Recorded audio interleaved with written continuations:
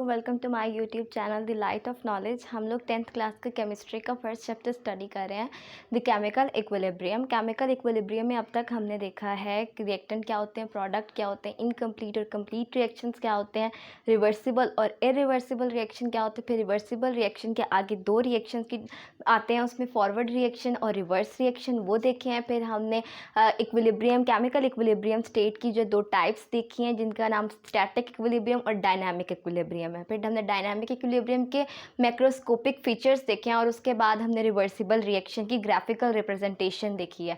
अब हम आगे मूव करते हैं। तो हमारे पास एक लॉ आपकी बुक में दिया हुआ है, the law of mass action. ये जो है 1869 में दो साइंटिस्ट गुलबर्ग और वेज ने जो ये प्रपोज किया था, वो क्या कहते हैं, वो कहते हैं the rate at which a substance react is directly proportional to the active mass and the rate of chemical reaction is directly proportional to the product of the active masses of reactant. अब इस statement का क्या मतलब हुआ?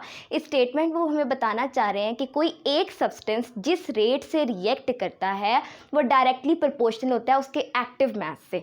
अब active mass क्या है? Active mass हमारे पास मोलर कंसंट्रेशन आ जाती है, ठीक है। मोलर कंसंट्रेशन किसी भी सब्सटेंस की कहलाती है उसकी एक्टिव मास। दूसरे पार्ट में क्या वो कहता है? वो कहता है chemical reaction is always directly proportional to the product of active masses of reactants. अब वो क्या कहता है? वो कहता है कि हमारे पास पहले पोर्शन में वो हमें कह रहा है कि सब्सटेंस जिस रेट से रिएक्ट करता है वो हमेशा डायरेक्टली प्रोपोर्शनल होता है एक्टिव मास के। मतलब अगर एक्टिव मास ज़्यादा है तो रेट ऑफ रिएक्शन भी ज़्यादा होगा, मतलब rate of reaction of substance ज़्यादा होगा।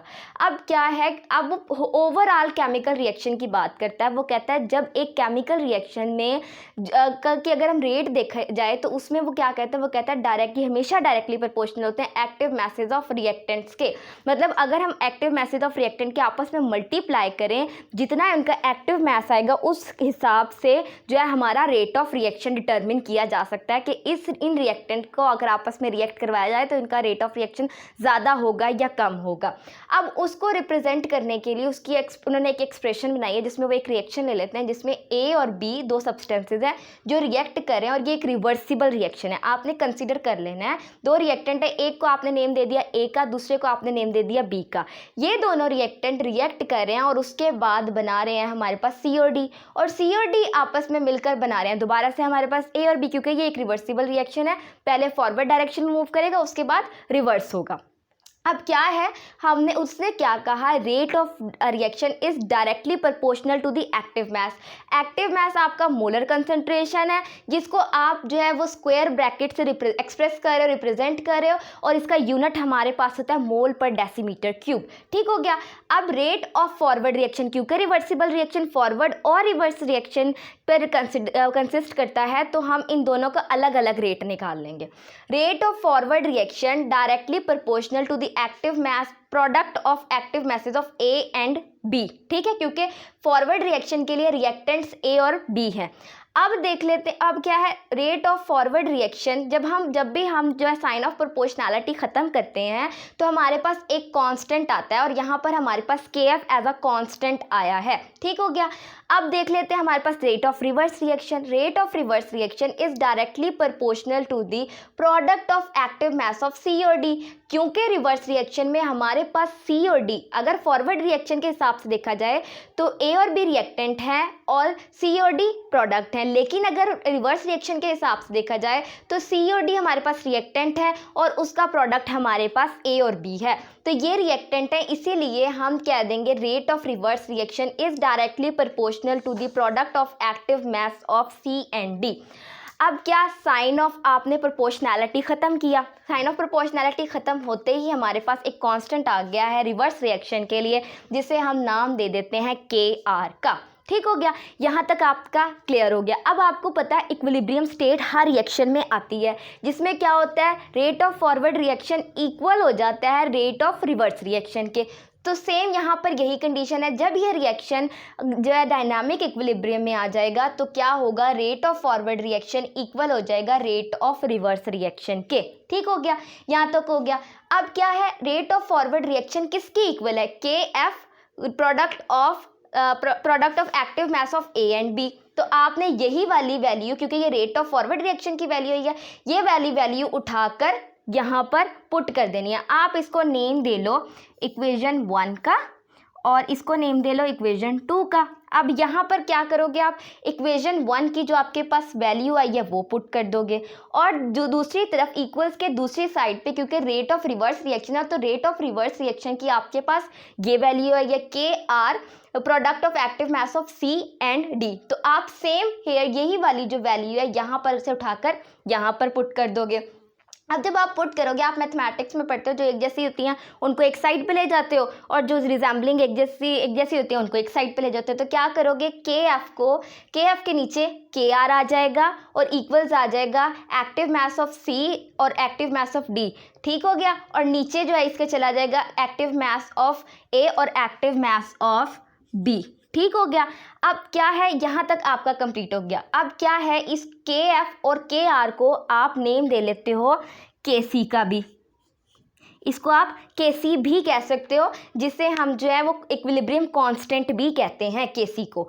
यहाँ तक आपकी जो है ये एक्सप्रेशन कंप्लीट हो गई। इस एक्सप्रेशन को आप नेम दे देते हो कांस्टेंट एक्सप्रेशन का। ठीक हो गया, आपने यहाँ तक ये पढ़ लिया। अब देखते हैं, अगर एक हम जनरल रिएक्शन ले लें, क्योंकि मोस्टली सवाल आपका ये आता है बोर्ड के पेपर में, आपका क्वेश्चन आता है, वो कहते हैं state the law of mass action and explain it for a general reaction. General reaction में क्या है, अब यहाँ वो क्या कह रहा है, यहाँ वो कह रहा है rate of chemical reaction is directly proportional to the product of the active mass of reactant raise to the power coefficient number of the moles in a balanced chemical equation. आप एक जनरल केमिकल इक्वेशन ले रहे हो जिसमें ये small ए बड़े ए का number of mole है, मतलब ए और बी रिएक्ट करें, इनके नंबर ऑफ मोल स्मॉल ए और स्मॉल बी दिया हुआ है। ये रिएक्ट करने के बाद आपके पास सी और डी बना रहे हैं। ये स्मॉल सी और स्मॉल डी, सी और डी के रिस्पेक्टिव जो है वो हमारे पास नंबर ऑफ मोल्स आ जाते हैं। अब ये नंबर ऑफ मोल्स क्या होंगे, अब रेट ऑफ फॉरवर्ड रिएक्शन, क्योंकि ये एक रिवर्सिबल रिएक्शन है तो पहले हम फॉरवर्ड रिएक्शन का रेट निकालेंगे, उसके बाद रिवर्स रिएक्शन का निकालेंगे। फॉरवर्ड रिएक्शन का रेट जब हम निकालते हैं, forward reaction is directly proportional to the product of active masses of reactant. अब काम यहाँ पर क्या हुआ, ये जो हमारे पास नंबर ऑफ मोल्स है ना, ये इनकी पावर हमारे जो है ये मोलर कंसंट्रेशन के ऊपर आ जाएगी। ये देखो ये वाला, ठीक हो गया। अब सेम यही आप जब साइन ऑफ प्रोपोर्शनैलिटी को ख़त्म करोगे तो आपके पास फिर से एक कांस्टेंट आएगा जिसको आप नेम दे रहे हो के एफ का।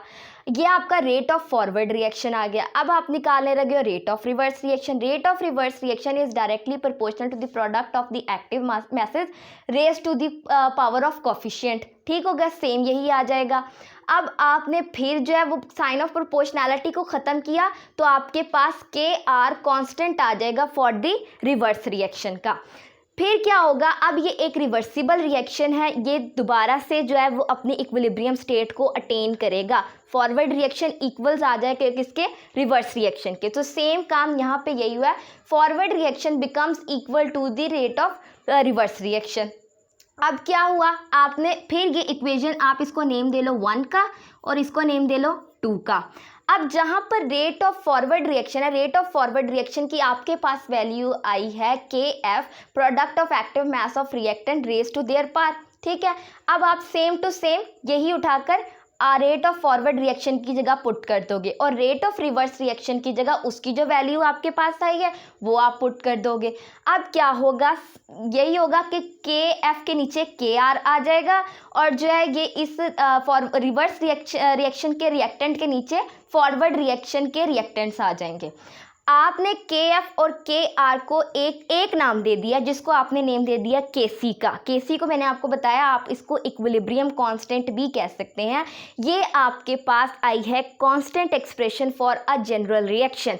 अगर आपके पेपर में क्वेश्चन आता है जस्ट इतना कहते हैं, वो कहते हैं explain the law of mass action, तो आप इतना लिखोगे। लेकिन अगर वो आपको कह देते हैं state the law of mass action and explain it for a general reaction, तो आप जनरल रिएक्शन के लिए ये वाला प्रोसीजर लिखोगे, इस वाले को छोड़ दोगे।